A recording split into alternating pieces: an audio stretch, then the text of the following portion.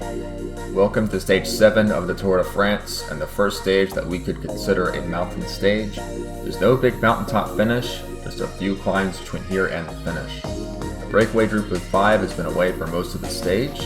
They won that first category climb of Semno, and Glenn Martins took maximum points. So as it stands, Glenn Martins is the virtual leader in the King of the Mountains competition. Some other riders in that breakaway group, Ugo Zorzi and Guillermo Casado, were decent climbers, but they're being chased down now by Luis Sancho, who's just attacked out of the peloton. We're a long way from the finish, over 47 kilometers to ride, and Sancho is launching a long-range move. Not unusual for Luis Sancho, he's very aggressive in the mountains, and in this Tour de France, he needs to continue that mentality because he's 4 minutes down on GC already. You're not going to make up that kind of time by waiting around on a mountaintop finish until the final kilometers. You need to go out and take it from a long-range attack. It seems like the peloton not too concerned at the moment with chasing down Luis Sancho. Sancho does have to ride alone. That's going to take a lot of his energy and endurance.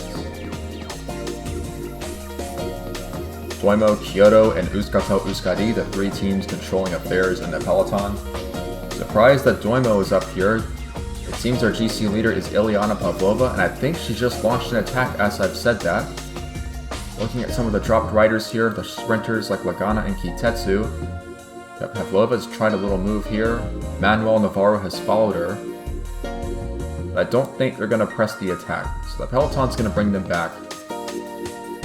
Probably just testing the awareness of the rest of the field there. Curious tactics by Doimo, because Ileana Pavlova is certainly an outsider, not a favorite for a top 5 finish, and someone who I think needs to be aggressive in the mountains, especially in the breakaways. But all that has not cut into the deficit of Luis Sancho. He's won the climb, so 5 points for him in the mountains jersey, and he'll take this descent by himself. A short steep descent, and then it levels off a little bit, kind of goes up and down, and then we'll start the Col de Flumet, a 2-kilometer climb averaging around 8%, and then we'll go downhill even farther to the Col du Forget, and that final climb is 4 kilometers averaging 8%. It's quite steep. Paquet comes to the front of the race for the descent, and that is for Manuel Navarro, the great Spanish climber who finished 3rd place in the Giro d'Italia. And if Manuel Navarro performed a little bit better in the time trials in that race, he probably would have won that pink jersey. But in the end, it takes a balanced effort to win a Grand Tour, and it was Jean-Marie Caillou on the final mountain stage who produced the effort to win that pink jersey. And Caillou has not shown himself in this Tour de France at all, but he's up there, I think in 8th place at the start of the day, 26 seconds down on Hippolyte Toutain. Sancho has just been caught, the descent not quite steep enough for him to keep his advantage, and it was Miroslav Kosher, the green jersey, who did the chasing. So this great sprinter has won the last 2 stages, now he's helping his team in the mountains. And another powerful rider on the flat roads is Nigel Morrow, and he's launching an attack on the Flumet. Manuel Navarro has gone with him, Luis Sancho wants to keep trying. Valnor and Natalia, they don't like that one bit, so they're going to bring this back. Same with Sismic. A counter move from Sismic. Is that Vollenveder? Possibly. It is. And he sits up. I think he just wanted those King of the Mountains points. I guess just a handful of them for winning the climb. But Vollenveder contested that jersey in the Giro, and he was a few points away from winning it. That competition was extremely close. So he might try again in the Tour de France.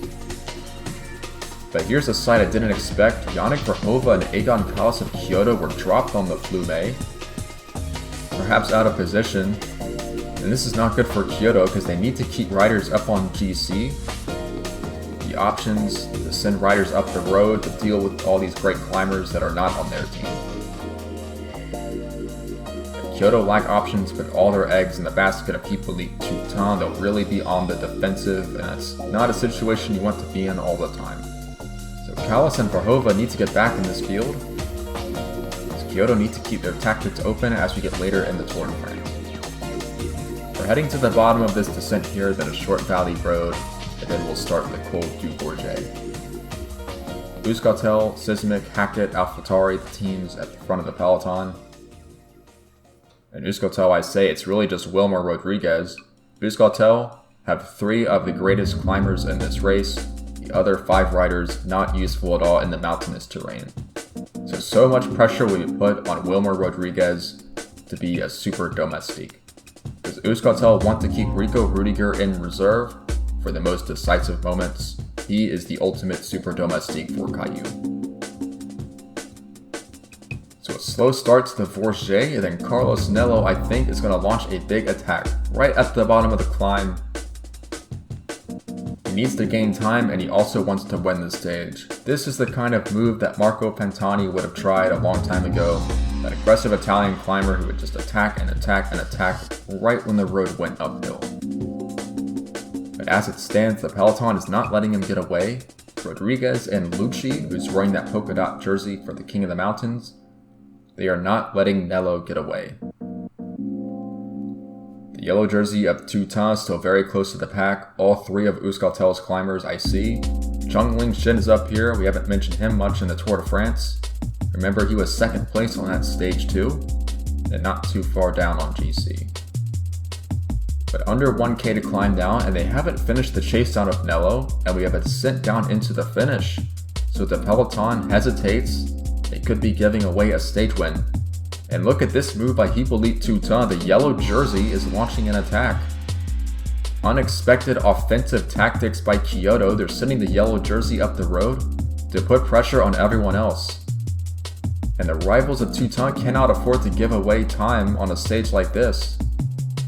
But it seems they've got him back, at least for now. 5Ks to go.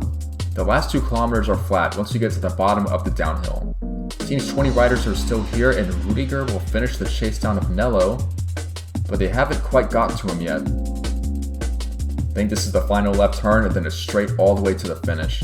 Nello is not giving up. He's attacking this final flat road. Look at Kelvin Moore trying to get across the gap, and he's just going to sprint for it. He's taking on Carlos Nello, but Moore has got good speed, and Kelvin Moore wins the stage. He sat in reserve all day, and then made a great sprint at the end to chase down Carlos Nello and claim the 3rd stage win of this Tour de France for Natalia. And Kelvin Moore's had a nice Tour de France so far. He's, I think, 13th in GC entering this stage. He will move up, and he's got himself another victory.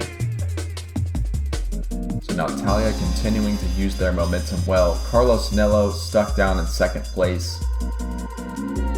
He has yet to win a race after the early part of the season. I think he might be getting a bit frustrated. But we see some of the other riders coming through now. Here's Miroslav Kostra, the green jersey. He lost around 5 minutes today. And look at all these Kyoto riders. I think Verhova and Kallas are in that group, so that's a big blow to Kyoto to lose riders from the top of the GC leaderboard. I think Ibai Lida was in that group with Teutin, and those are the last 2 standing. The results of stage 7 are as follows. Kelvin Moore is the stage winner by 3 seconds out of Carlos Nello, so they gave him a little bit of a time gap. Manuel Navarro was in 3rd place at 9 seconds. Then Pavlova, Oyunpatar, Lucci, Kaiser, Sancho, Lida, and the yellow jersey of Teutin. Caillou and Rudiger were also in that group. In the general classification, Hippolyte Teutin remains the race leader by 9 seconds ahead of Rico Rudiger, who moves up to 2nd place. Ibai Lida, the teammate of Teutin, is now 3rd at 16 seconds. Kelvin Moore is up to 4th place at 22 seconds. Caillou is now 5th. Nigel Moro up to 6th place for Doimo at 27 seconds. Matsuda, Skofko, Navarro, and Evanson also in the top 10. With the climbers starting to move up a little bit, and they're getting back in the race. Chongling Shen of Valnor is 13th at 1 minute 51 seconds. Lucci, Sancho, and Volashkov, they're each around 4 minutes back. In the points classification, there's no change. Miroslav Kostra maintains the same advantage over all the other sprinters. And in the King of the Mountains competition, Glenn Martins on countback is the leader with 10 points. So Ugo Zorzi failing to take that jersey, that's a disappointment. He really should have won that early climb. In the team classification, a new team is on top, that is Euskaltel Euskadi, the only team with 3 riders in that front finishing group. Natalia now up to 2nd place. including the stage winner of Kelvin Moore, and Sismic Hackett and Futura Forstall. So Kyoto were completely wiped out on this stage. Lida and Tuta were in the front group, and those are the two that really matter, but Verhova and Aegon Kalas, they both lost around 5 minutes. So Kyoto have run out of options except for their top leader Hippolyte Tuta, because Lida is not a serious contender to win the race. So they will be on the defensive for the next 3 mountain stages. The race will start getting very hard. The easiest of the 3 is tomorrow's stage up to Lac du Mont-Cenis, and stages 9 and 10 are extremely hard. So the first climax of the Tour de France is on the horizon. As always, thank you for watching, and we'll see you next time for stage 8.